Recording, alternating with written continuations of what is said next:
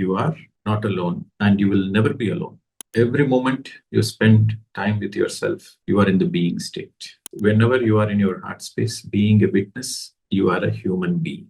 What you earn is only temporarily yours, not permanently yours.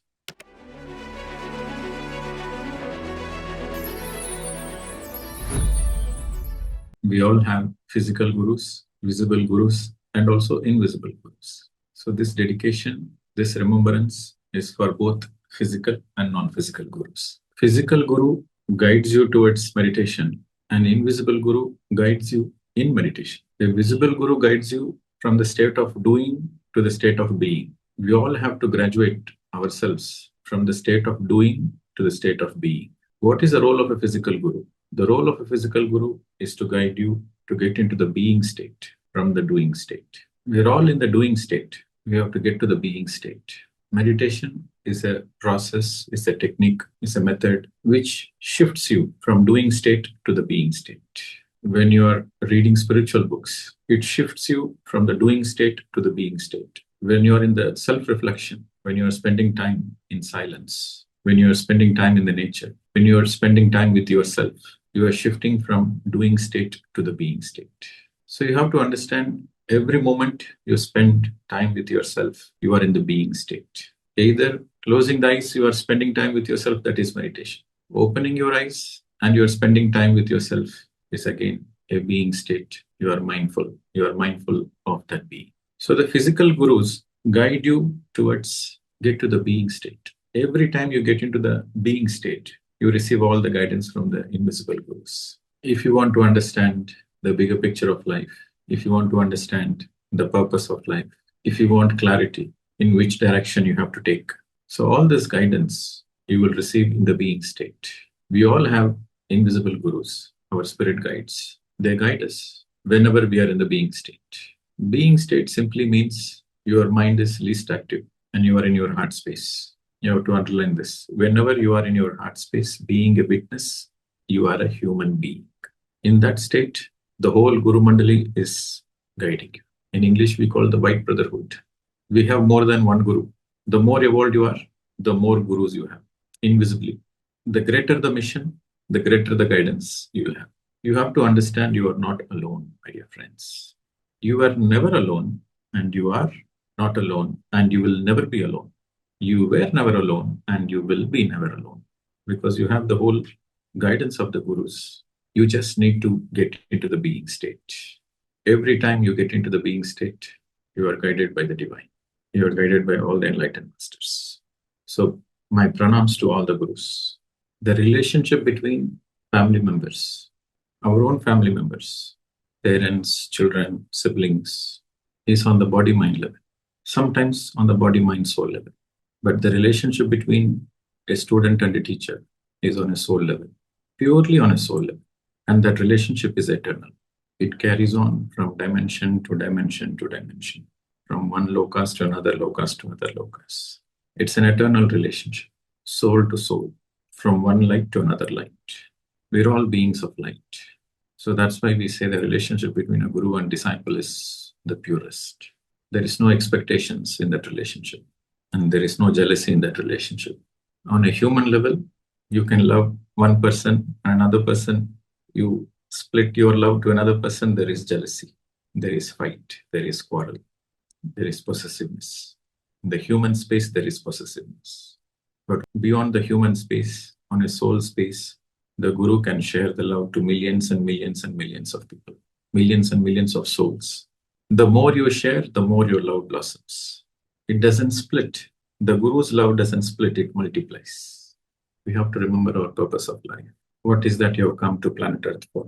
There are 2 days where you have to deeply contemplate. Every day there should be contemplation, but there are 2 days where we deeply contemplate. The first day is the day of our birthday, where we contemplate, why am I born? What is my purpose of life? Why I have taken this physical incarnation? So I have to stick on to that. So there is a deep contemplation on the day of birthday. The second day where the deep contemplation happens is on Guru Purnima. Once we vacate the body, it will be our gurus who will come and receive us. If you are on the soul mission, if you are on the spiritual path, if you are guiding others' spiritually. You are guiding yourself spiritually, and you're also guiding others spiritually. And you live the life of righteousness. You have to underline the word righteousness. You live the life of truth and righteousness. Then the gurus will come and welcome you. They will say, well done, my boy. Mission success. The next mission starts. So there, the brotherhood starts. See, once you are in the body and your guru is invisible, there is a guru-disciple relationship. But once you also have left the body and gone to the higher worlds, then the relationship between guru and disciple is pure friendship on a soul level. So again, the mission continues. And the more spiritually evolved you are, the more your guru becomes your father and mother and friend and everything. So every time you remember a guru, your own guru, we have two gurus, inner guru and outer guru. Your inner guru is your sincerity, your own quest, the fire inside your heart, the quest, the deep quest you have in your heart to know the truth, to realize the truth, to experience the truth, to radiate the truth, to spread the truth. That is your inner guru. That fire, that quest, that longing, that sincerity is your inner guru. And the outer guru gets attracted to the inner guru. The greater the fire, the greater the attraction of the guru, outer guru. So that's why there is a saying, when the student is ready, the teacher appears. When you have the fire within you, in your heart, the teacher appears. So the inner guru attracts the outer guru. We are all blessed in this age because we have guidance from so many masters, so many light beings. In my case, in this lifetime, Brahmarshi Patriji guided me in the spiritual path to be a great teacher. He didn't guide me as a student, because by the time I met him, I was already a meditator. I was already a realized person by the time I met him. But he guided me how to be a great teacher. So he is my physical guru in this lifetime. But I had invisible gurus also, who always guided me whenever I went deep in my heart, whenever I surrendered to the ultimate truth, whenever I surrendered to the divine consciousness. There are a lot of invisible masters who always came and guided me. And when there is emergencies, they also rescued me. So it's a great blessing I had in this lifetime. And everybody who is sincere will have great blessings. From the point of view of the White Brotherhood, from the point of view of the Ascended Masters, these are all synonyms. You call it as Ascended Masters, or Gurus, or Light Beings, Spirit Guides. These are all synonyms. From the point of view of the Higher Masters, so this is a very important statement I want all of you to write down. From the point of view of the Higher Masters, nothing matters. Your money doesn't matter. How much money you give doesn't matter. How much money you get doesn't matter. How much money you earn doesn't matter. What really matters from the higher dimension, what really matters is your work. Your work matters. Money doesn't belong to you. It belongs to planet Earth. It belongs to the nature.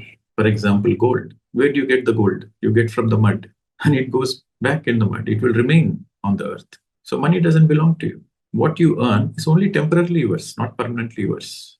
What you get is not yours. What you give is also not yours. What you get and what you give materialistically is not yours. But what truly belongs to you, so this is the point, what truly belongs to you is your manners. Your manners belongs to you. Your character belongs to you. Your ethics belongs to you. Your manners, your character, your ethics, that belong to you.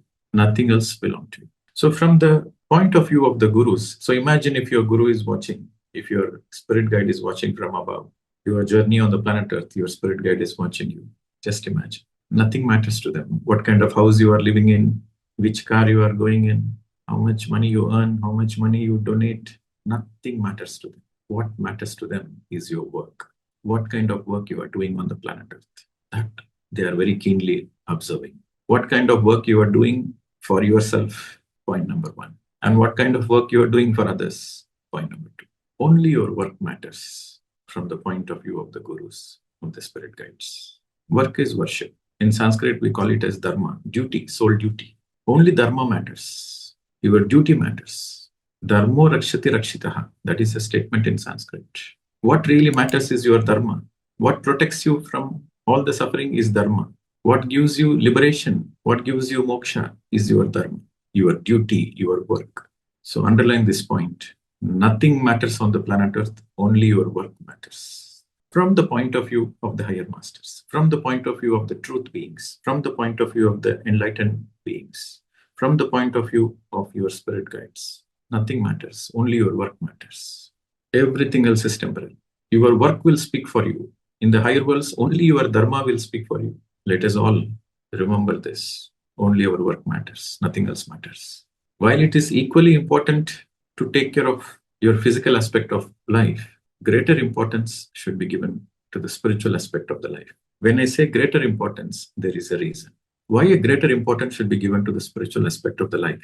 Because when you take care of the spiritual aspect of the life, by default, you will take care of the physical aspect of the life. Because the more spiritual you are, the more responsible you are. Only a meditator, only a yogi knows how to enjoy the spiritual life and physical life. There are people on the planet Earth who are so poor that they have only money with them. They have nothing else. They don't have friendship. They don't have love. They don't have grace. They don't have blessings. So poor, they have only money with them.